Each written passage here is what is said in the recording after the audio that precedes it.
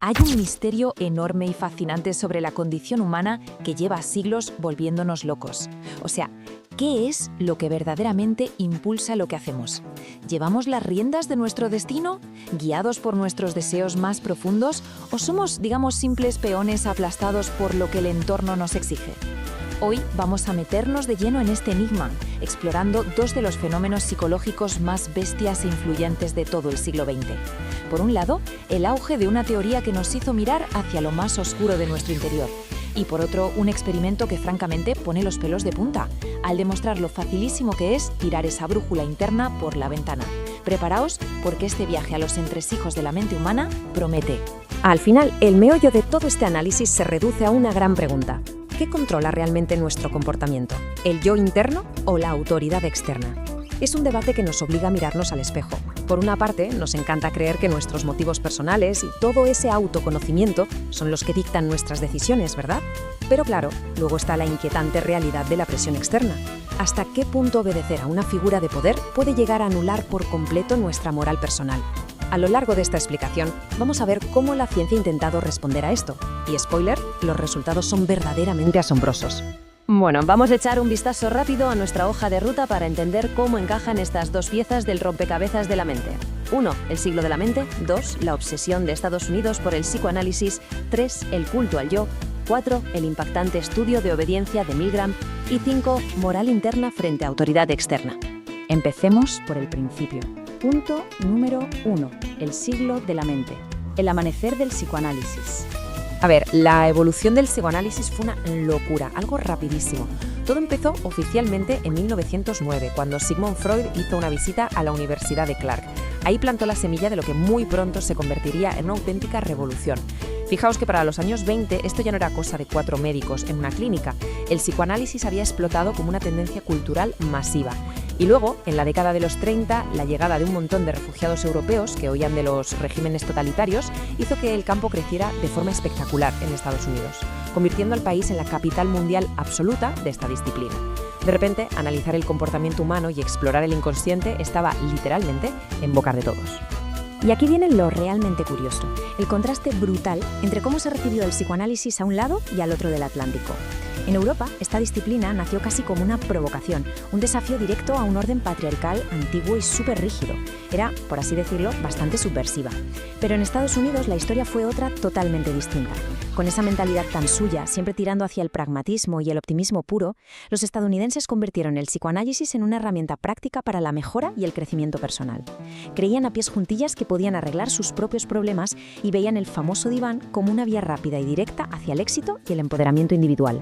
Lo que nos lleva al punto número 2. La obsesión de Estados Unidos por el psicoanálisis, psicoanalizando la cultura. Resulta increíble ver cómo los conceptos de Freud se colaron hasta en la sopa. La industria del entretenimiento no perdió el tiempo y se apropió de estas ideas en un abrir y cerrar de ojos, creando películas de Hollywood y novelas donde el trauma psicológico era la estrella indiscutible de la trama.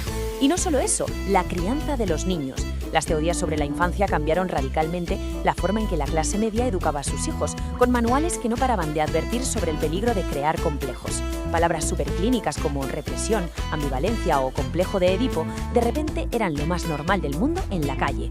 Llegó a un punto de popularidad tan loco que en cualquier fiesta a la gente le daba por jugar a ser analistas aficionados. Sí, intentando adivinar el significado oculto de por qué alguien masticaba chicle de cierta manera o por qué tenía un pequeño lapsus al hablar.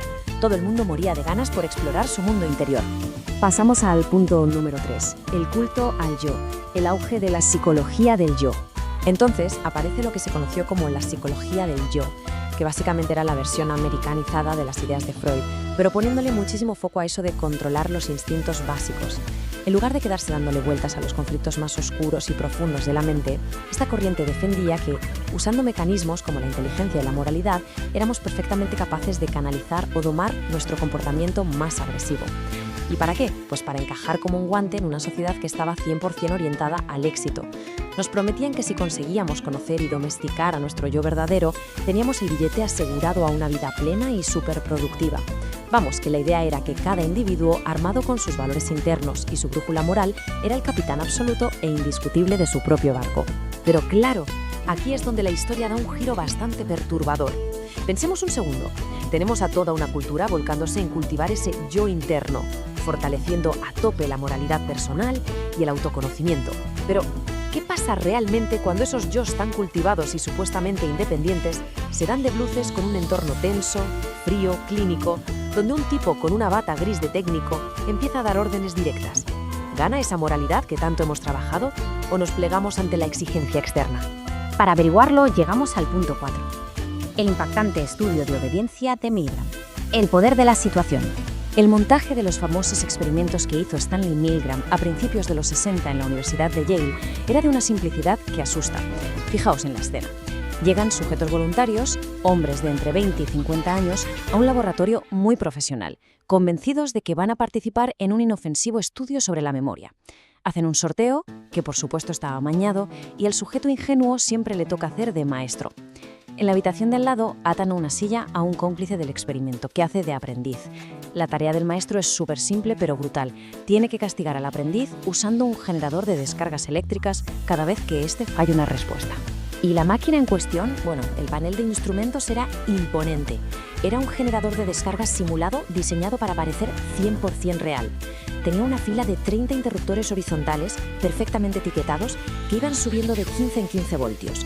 Las etiquetas empezaban suave, con descarga leve, pasaban a descarga fuerte y llegaban a una advertencia que directamente decía «peligro, descarga severa». Al final, los últimos interruptores de 450 voltios solo tenían marcado un escalofriante XXX. Era sin duda un aparato diseñado para intimidar y poner a prueba hasta el último límite de la obediencia. Ahora, antes de hacer el experimento, las predicciones eran, súper optimistas. Milgram les preguntó a estudiantes de último año de psicología de Yale qué creían que pasaría si participaban 100 personas. Pues bien, absolutamente todos estaban convencidos de que solo una minoría pequeñísima, menos de un 2%, llegaría hasta el final y aplicaría el voltaje máximo. Confiaban ciegamente en esa sólida moralidad interna de la que hablábamos antes.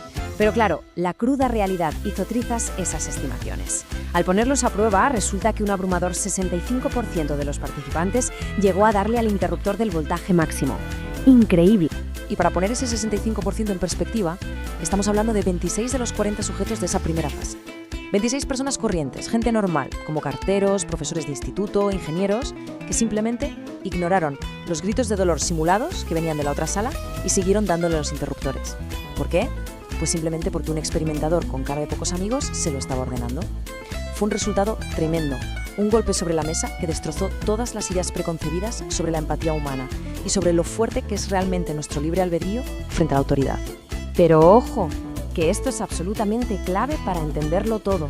Los sujetos no estaban actuando de forma sádica, ni mucho menos. Las notas clínicas de Milgram muestran que pasaron por una angustia emocional extrema mientras cumplían las órdenes. Empezaban a sudar a mares, temblaban, tartamudeaban y se mordían los labios hasta hacerse daño.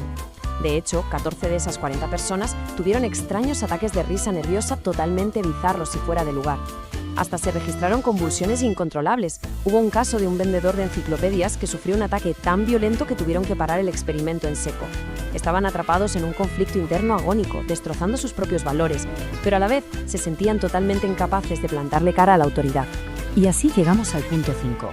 Moral interna frente a autoridad externa. La colisión definitiva. Cuando Milgram publicó este histórico informe en 1963, titulado Estudio conductual de la obediencia, cambió por completo las reglas del juego en la ciencia. Quedó demostrado empíricamente que nuestras tendencias más profundamente arraigadas, como esa resistencia natural a hacer daño a los demás, pueden borrarse del mapa sin apenas esfuerzo si quien nos lo ordena es una autoridad que consideramos legítima. De repente, todo ese yo interno tan sólido y cultivado del psicoanálisis parecía de cristal cuando se lo sometía al diseño adecuado del entorno exterior. Y es que hubo una serie de factores ambientales muy concretos que funcionaron como la trampa perfecta, forzando a la gente a obedecer ignorando su propia conciencia. No era maldad, era el contexto. Para empezar, estábamos hablando de la Universidad de Yale, una institución con una reputación intachable. Además, a los sujetos se les decía que era un estudio importantísimo sobre el aprendizaje, dándole una aura de nobleza científica.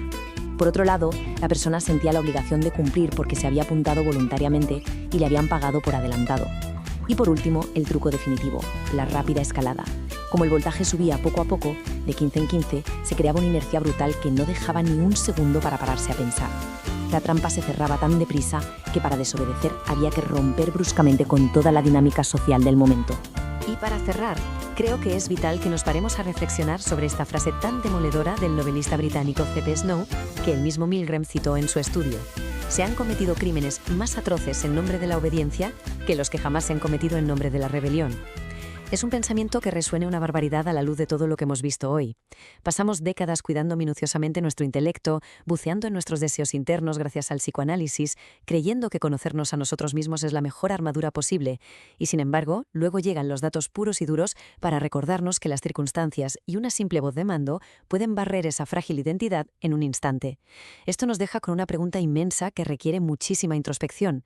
¿Hasta qué punto estamos realmente al mando de nuestras acciones cuando alguien con autoridad nos dice que crucemos la línea? Muchísimas gracias por acompañarnos en este análisis.